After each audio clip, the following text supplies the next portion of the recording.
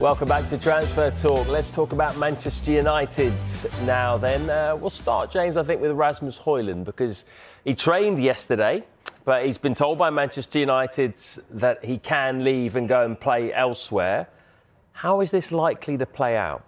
Well, AC Milan have held positive talks with United around the signing of Hojlund. As yet, there's no agreement between the clubs. Hojlund himself has still yet to decide if AC Milan is the right move for him or any move whatsoever is the right thing for him to do, because he's spoken frequently over the course of pre-season about wanting to fight for his place at Manchester United. We understand Milan are speaking to Hojlund's representatives to find out if he'll be open to joining Manchester United before proceeding with trying to thrash out a deal with United. Milan would prefer a loan with an option to buy. United would want to do a permanent deal, or at least have a permanent element attached to a loan deal. We understand they consider offers of around £40 million. For what it's worth, what I think United would have loved to do if they weren't in a financial situation where they need to recoup money in terms of sales is give him the opportunity to go out on loan somewhere this season, because there is a real player there. We've not quite seen it in terms of goals, but there have been glimpses that this is a striker that could go on to be a really, really top striker in Europe. There's a reason why United signed him 2 years ago for around £70 million, because they've seen the potential there. That potential is still there, and actually he's excelled in European competitions, did really well in the Champions League the season before last. You just think if he has a year playing at a club like AC Milan and then comes back to United, United readdress the situation. If United are in Europe next season, maybe they will need two strikers in the form of Šeško and Rasmus Hojlund. I think there would be regrets if he goes permanently, because I do think he will go on and be a superstar somewhere else. I know that's a bold claim based on what he's done at the 2 years at United, but I do think there's a player there. There's not many number nines, as we've learnt in this transfer window. That is why it costs so much to sign proven number nines. I do think he needs a year of football where he is the number 9, which he won't be given this season at United. But I do think because of the situation United are in, having spent more money than they probably thought they would heading into this transfer window, there does need to be one or two big sales just so they can stay within the rules when it comes to profit and sustainability. Because, yes, the deadline is the 30th of June next summer to fit within the rules, but clearly this is the best window for sales, because you don't want to be leaving it until January and you do not want to be leaving it until the start of next transfer window to get your business done before the 30th of June, when every club knows that you need to make sales to fit within the rules. Yeah, and well, that's the issue for Manchester United. It's not just Hojlund, is it? There's a number of players, including, of course, Jadon Sancho, who they're still trying to find a home for. It doesn't seem like he's got a future at Manchester United, but what are his options at the moment? It looks like there's a few options on the table, nothing concrete as of yet as things stand. It'd be nice when we don't have to talk about Jadon Sancho's future anymore, won't it? Because it feels like it's been a saga that's dragged on ever since he's been at Manchester United. But Besiktas are a club that have shown interest in signing him. Their club president is quoted as saying they'll do their best to sign him if Sancho wants to join. And once he emerged as a potential target, Besiktas fans, they've been voting with their thumbs on social media, because they've been leaving more than 5 million comments on his latest Instagram post demanding Jadon Sancho come to Besiktas, come and join us.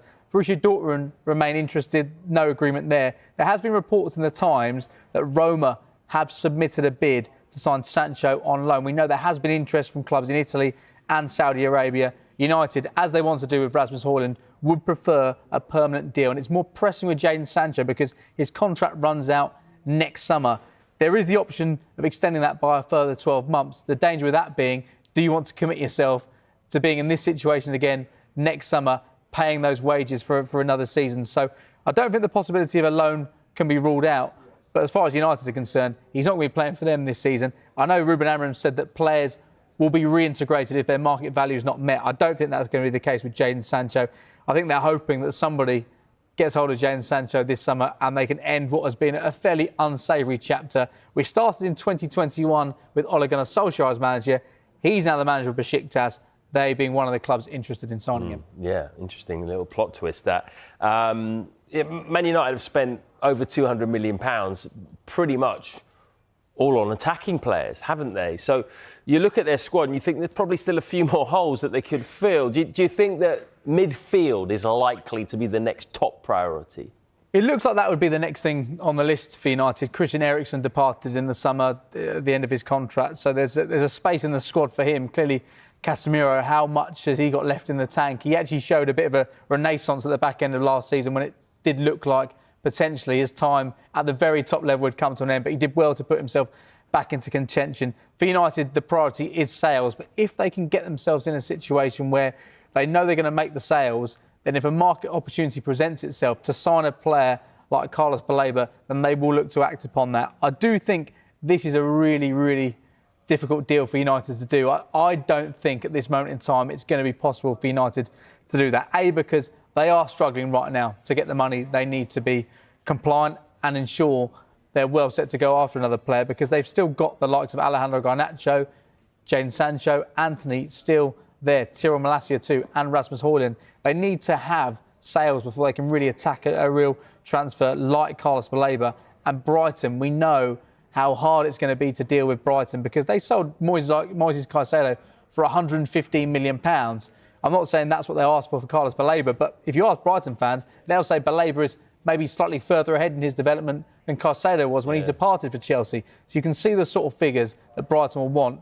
And at this moment in time, United surely aren't in a situation where they can be that aggressive with the bidding for Carlos Baleba. I think they're aware there's a number of issues with the United squad.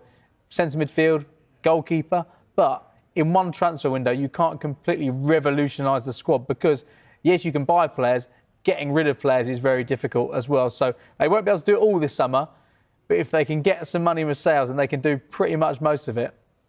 Yeah, absolutely. Right, OK, let's get to another big story that's just kind of popped up from nowhere in the last few days, and that is Gianluigi Donnarumma, who was a key part of the Paris Saint-Germain club finally getting their hands on a Champions League trophy this year. But could Italy's number one be on his way to the Premier League this summer? Former England goalkeeper David Seaman is a big fan of Donnarumma, who effectively has been told he has no future at PSG. And Seaman has highlighted two clubs who he feels would really benefit from getting his signature. He's proven how good and how important he was, especially last season when you saw some of the saves that he made even against Arsenal in the Champions League. You know, he was the reason that they got through, and then you go to the final and he has a fantastic game there. Goalkeeper that's proven quality at the highest level as well. You know, because we all saw how he broke England's hearts in the Euros as well. So David there name-checking Manchester United and Chelsea. At the moment, though, it's Manchester City who've been linked most with Donnarumma, although City say that they want Ederson to stay and remain their number one. But why wouldn't a few other Premier League teams right now be heavily linked with Donnarumma? He's a Champions League winning goalkeeper. He is, and you look at a lot of the top six clubs in the Premier League, or so-called big six clubs, and you look at the goalkeepers they have there right now, and you would think that Donnarumma would be a significant upgrade on what they have right now. But just because you could get Donnarumma for a cut price fee because he's got 1 year left in his contract, there are still very sizable wages to be considered here, because he signed for PSG as a free agent after his contract ran out at AC Milan. So the salary he is on right now is very, very significant. And you look at teams that could do with an upgrade. David Seaman spoke about Chelsea and Manchester United. Well, let's look at Chelsea. Their focus in terms of their transfer strategy, yes, they'll look for market opportunities, but it's tending to focus on younger players who they'll sign on a low base salary over a long period of time. And it's heavily incentivised. If you play, then you'll get paid much more money. If you're not playing, then you'll be on that base salary. Could they get Donnarumma to fit within that wage structure? I'm not so sure.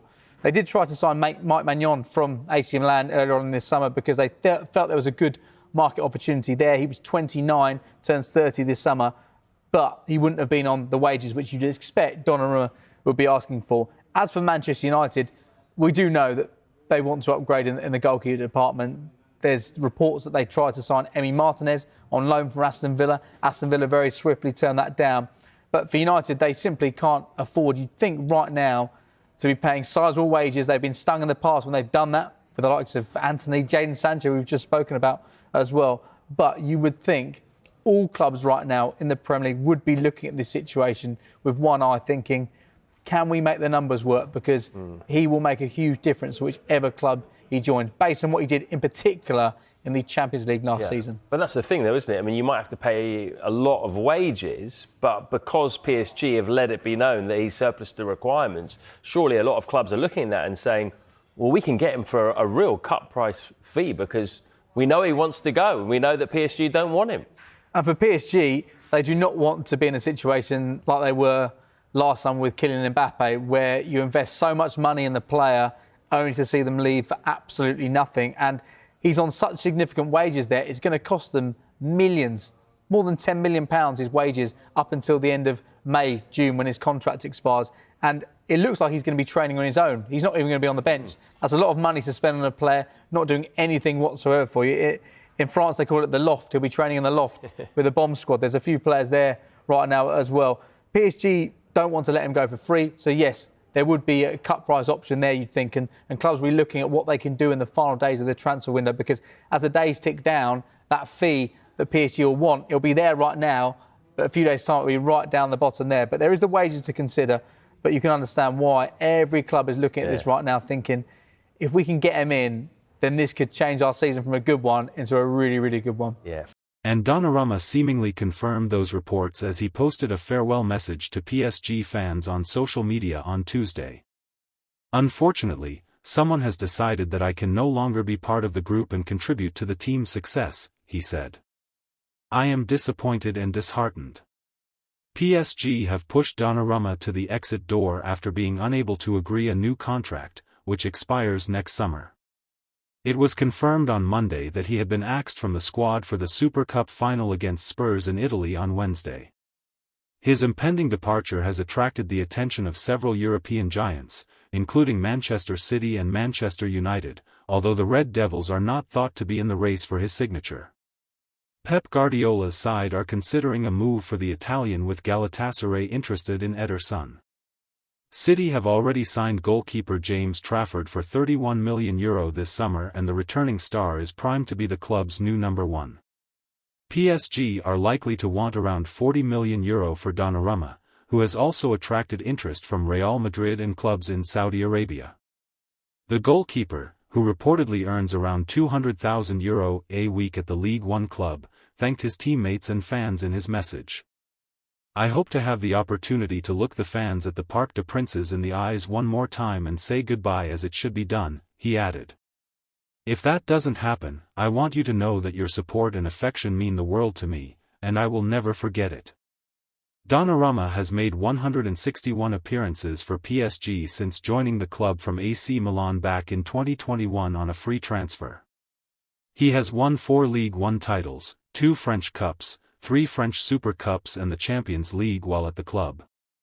Donnarumma has also enjoyed success with Italy, having helped his nation be crowned European champions back in 2021.